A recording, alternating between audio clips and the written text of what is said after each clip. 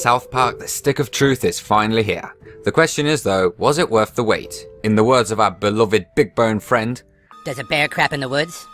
And does the Pope crap on the broken lives and dreams of 200 deaf boys? Written by Stone and Parker, the game is set in the fictional Colorado town of South Park, where you, the new kid, or douchebag, as you will be so graciously dubbed, have just moved with your family to get away from your mysterious past. Joining forces with the Grand Wizard Cartman and his human army, you become embroiled in a fantasy war with the elves, run by the Elf King Kyle, for the Stick of Truth, a powerful twig that gives its owner control of the universe. An RPG that not only allows the player to take on an alternate persona, but the characters inside the game as well. The story genuinely does feel like the imaginative work of a 9-year-old child, albeit a very foul-mouthed one. The credit, however, cannot go to the fictional boys of South Park, but to Stone and Parker, who have provided within this game some of their finest writing in years. Doused in the same crude and abrasive humour as the show, The Stick of Truth is as hilarious and outrageous as you would expect.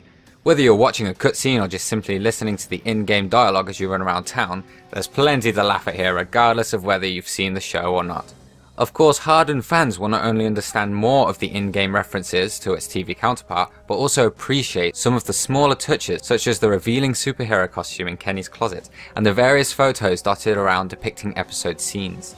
But for those who have never encountered the series, the storyline is both simple and funny enough to be thoroughly entertained by, providing you too share the show's warped sense of humour. If you find South Park distasteful or just plain stupid, then The Stick of Truth is not a title you will enjoy, as the greatest strength that it possesses is the unbridled ability to keep you smiling in their trademark mixture of both shock and horror from start to finish. So, if watching a grown man engulf a young boy with his anus or witnessing Nazi fetuses running amok isn't something that you'd find particularly funny, then perhaps this isn't for you. Being that this is a video game, however, a good story must be part of and not the whole package.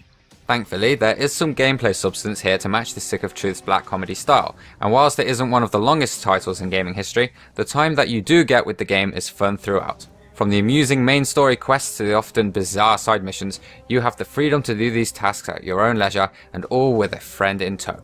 With Butters accompanying you from the off, you'll be given more buddy options as you progress, each of which come with their own traits, witty catchphrases, and uses such as Kenny's handy technique of distracting enemies with his unfortunate, not so ample bosoms. If you don't feel like being the Grand Wizard or anybody else's lackey for that matter, you can always branch out on your own and explore the town. 12 fast travel points are located amongst South Park, and once you've found them all, your noble steed Timmy, equipped with his horse and wheelchair carriage, will transport you between them, providing you're going from one to the other. Investigating your surroundings is recommended when playing this title, as with any RPG, as it's an essential method of discovering useful or just simply awesome new things such as weapons, items, and pieces of stylish clothing. However, unlike any other role-playing title that you will have come across, your places of search are more likely to be spaceships filled with anal probes that picturesque mountain tops, so be prepared to wade through the unusual. Another large aspect of this game is the fighting, and during your time in South Park there will be plenty of battles to be won. From elves to aggressive blobs of bacteria, you'll meet a varied range of foes, with each combat sequence taking place in the same turn-based format. Fighting alongside one of your buddies, eventually of your limited choice, you will take control of both you and your companion to defeat the adversaries in front of you. Aside from the traditional method of using weapons, you can also use your abilities to defeat enemies, with your choice of class depending on what you can do. Choosing from the following options: Jew, Fighter, Mage, and Thief, you'll select which class you wish your character to be at the start of the game, with opportunities to upgrade your abilities arising once you level up, which can be done via winning battles and completing quests.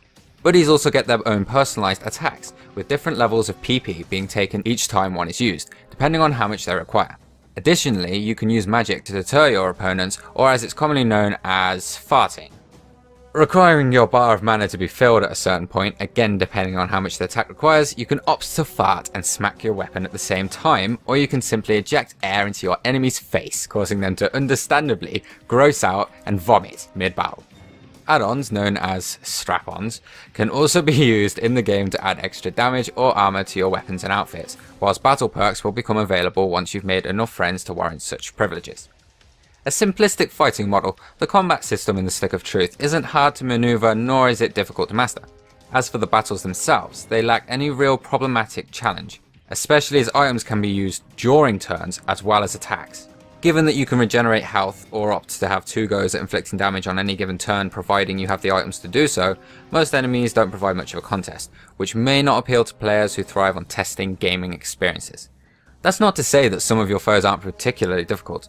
Several are a real pain in the rectum, but most players will likely be able to defeat them in a relatively short period of time, especially if you use your noggin.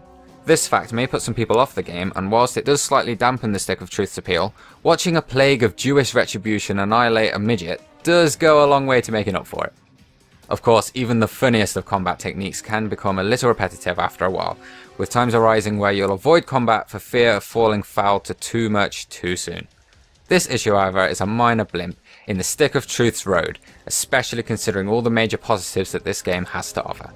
To say that this is by far the best TV to video game adaptation that has ever been made may sound a little over the top. The Stick of Truth truly has managed to do what so many others have tried and failed to do. Be a licensed game that doesn't suck. Yes, there are a few laggy moments when moving from one area to the next and loading times are annoyingly frequent, but these problems are greatly overshadowed by how much of a thoroughly enjoyable and backcrap crazy experience playing this game is. Being an obvious South Park fan, perhaps there is some bias here, but if you love the show, then you'll undoubtedly love this too.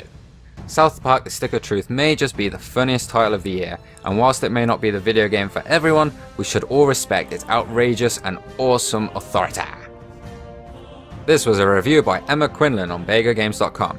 If you want to read the review or anything else that's on Bagogames.com, there's a link in the description. Remember to subscribe for more reviews and content, and you can like us on Facebook and follow us on Twitter.